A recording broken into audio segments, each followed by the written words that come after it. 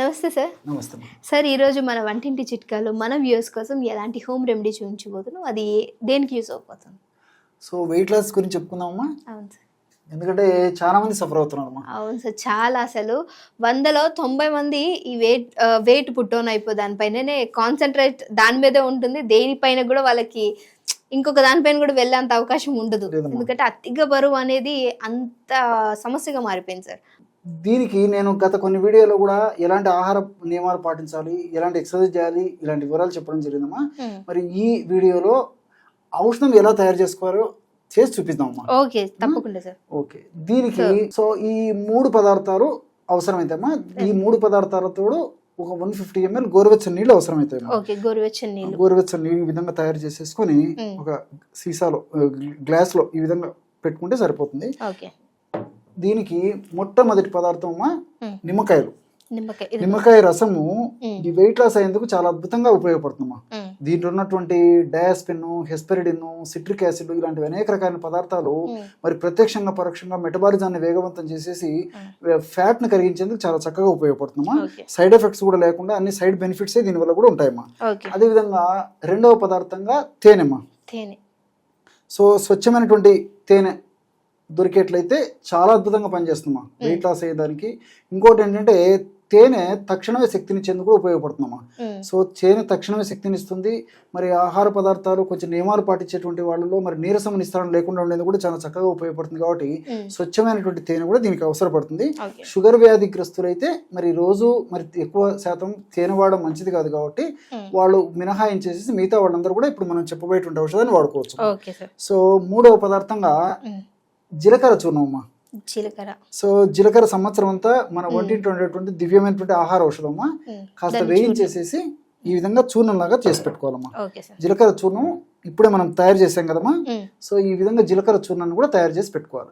So ఈ 3 పదార్థాలు మన వద్ద తయారు చేసి ఉంటే ఔషధం చాలా చిటిక వేసినట్లు అలాగనే సరిగ్గా ఔషధం తయారైపోతుంది. సో ఎలాగంటే ఇంతకుముందే చెప్పాను కదమ్మా, 150 ml గోరువెచ్చని నీళ్ళు ఈ విధంగా తీసుకోవాలి. గోరువెచ్చని నీళ్ళు 150 ml లో 5 ml అంటే ఒక టీ స్పూన్ నిండా వేసుకుంటే సరిపోతుందమ్మా. అదేవిధంగా ఒక 5 ml అంటే ఒక టీ స్పూను స్వచ్ఛమైన తేనె కూడా వేసేయాలమ్మా. సో ఒక టీ స్పూన్ తేనె అట్లా. సో 5 ml నిమ్మరసము, 5 ml స్వచ్ఛమైనటువంటి తేనె, దీనికి తోడు 1/2 టీ స్పూను జీలకర్ర పొడి కూడా వేయాలమ్మా. జీలకర్రను చెప్పాను కదమ్మా, కాస్త వేయించేసేసి పౌడర్ చేసుకోవాలని చెప్పేసి సరిపోతుందమ్మా. ఇప్పుడు చూడమ్మా, మనం 150 ml నీళ్లు తీసుకున్నాము, గోరువెచ్చని నీళ్లు.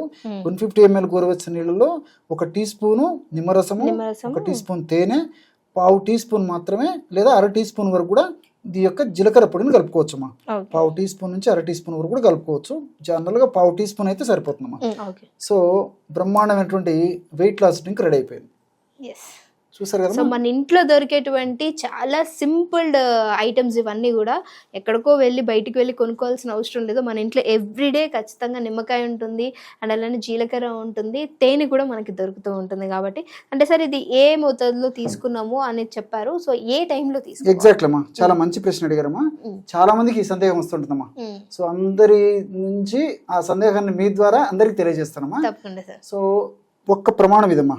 అంటే ఫస్ట్ రోజు ఆహారానికి ఒక అరగంట ముందు లేదా ఒక 15 minutes ముందు మొదటి రోజు ఒక ప్రమాణంగా తీసుకోవాలమ్మా. ఒకటి తీసుకోవాలి, ఒక గ్లాస్. ఇట్లే 150 ml లో ఈ పద్ధతిలో తయారు చేసుకొని ఒక్కసారి వాడాలి ఫస్ట్. సెకండ్ డే వచ్చేసి ఉదయం ఆహారానికి ఒక 15 నిమిషాల ముందు లేదా అర్ధగంట ముందు, రాత్రి ఆహారానికి ఒక 15 నిమిషాలు లేదా ఒక అరగంట ముందు మరొకసారి ఈ విధంగా తీసుకోవాలమ్మా. That is second day. Third day వచ్చేసి ఉదయం, మధ్యాహ్నం, రాత్రి 3 సార్లు ఆహారం తీసుకునే దానికి ముందు ఇదే పద్ధతిలో ఔషధాన్ని తయారు చేసుకుని వాడుకుంటున్నారు. 3 రోజులు 1 గ్లాస్ అనేది పెరుగుతూ పోతుంది.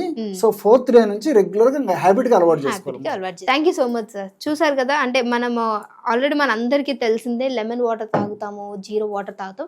బట్ ఈ 2 కాంబినేషన్ అండ్ తేనె కూడా మన వెయిట్ లాస్ జర్నీలో చాలా చక్కగా ఉపయోగపడుతుంది. సో ఇది ట్రై చేయండి. ట్రై చేశాక మీ రిజల్ట్స్ అనేది ఖచ్చితంగా కామెంట్ చేయండి. ఇంకేమైనా మీకు వీడియోస్ అవసరమైతే దాన్ని కూడా కామెంట్ చేసినట్లయితే మేము లైవ్లో చేయడానికి ట్రై చేస్తాం. సో ఔషధ గుణాలు అది ఎలా పనిచేస్తుంది అని కూడా సార్ మీకు పూర్తిగా ఎక్స్ప్లెయిన్ చేయడానికి ట్రై చేస్తారు. సో అప్పటి వరకు చూస్తూనే ఉండండి our channel. Please like and share. Thank you sir.